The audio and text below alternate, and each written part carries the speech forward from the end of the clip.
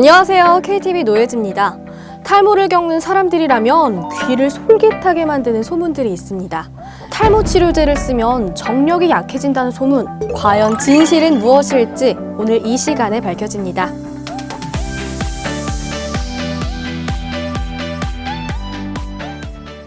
탈모는 건강보험이 적용되지 않는다라는 말이 있는데 원장님 어떤가요? 모든 탈모가 건강보험이 적용이 되지 않는 것은 아닙니다. 기본적으로 남성형 탈모나 여성형 탈모, 휴지기 탈모 등은 건강보험이 적용되지 않는 미용질환이긴 하지만 동전처럼 빠지는 원형 탈모의 경우에는 자가면역 질환이다 보니까 건강보험의 적용을 받을 수 있습니다.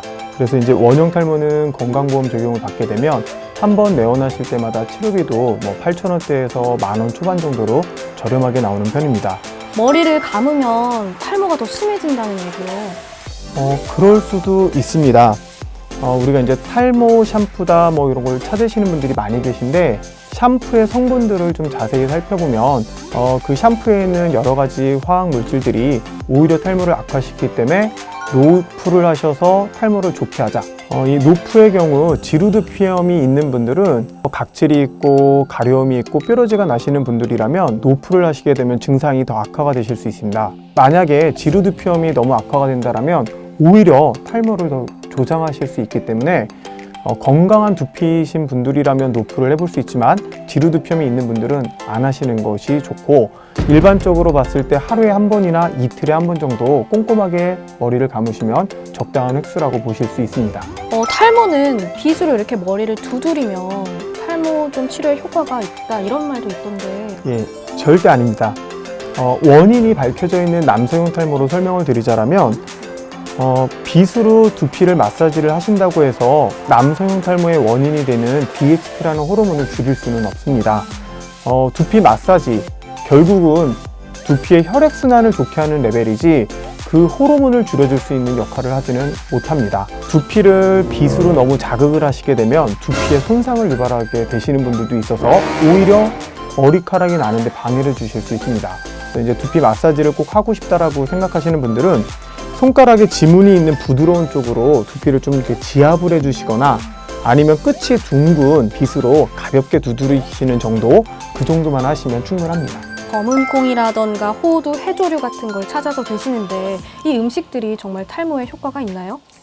발모만 놓고 본다면, 즉 머리카락이 나게는 할 수는 없습니다.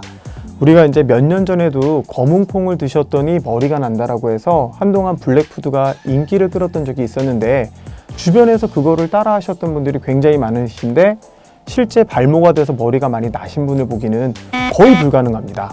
그 이유 자체가 우리가 특정 영양소가 빠져서 그 특정 영양소가 부족해서 만약에 탈모가 생겼다라면 그 영양소를 보충해줘서 머리가 나실 수 있지만 실제적으로 대부분 현대인들이 영양 부족으로 빠지신 분은 거의 없는 실정이다 보니까 음식만으로 발모를 만든다, 그거는 불가능하다고 보셔야 합니다.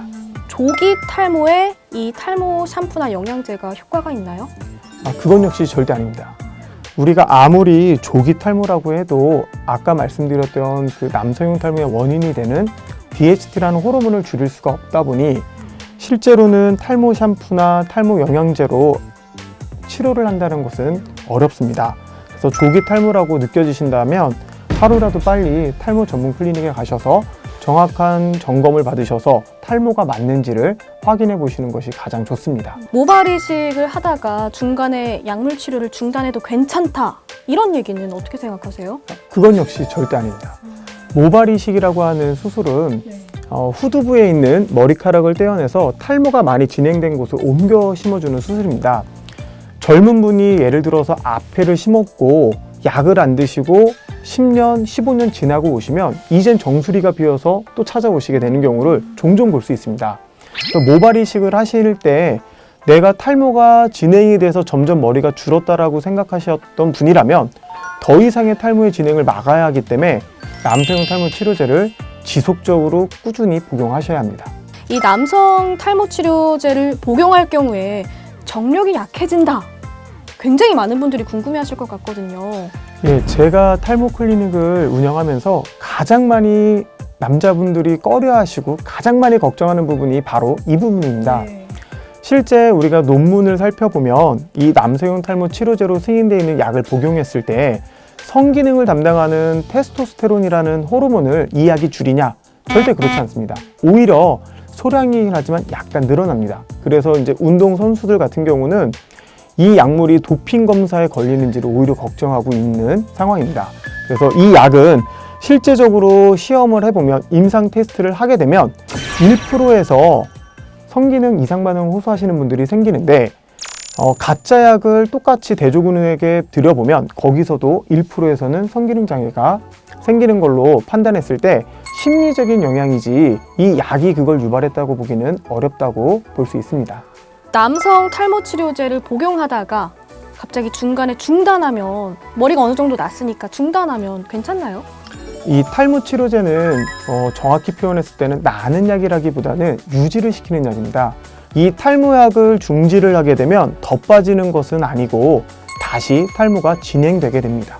정말 탈모를 치료하기 위해서는 이런 민간요법보다는 의료기관에서 전문적이고 꾸준한 치료가 가장 필요한 일이 아닐까 하는 생각이 듭니다. 원장님, 오늘도 도움 말씀 고맙습니다.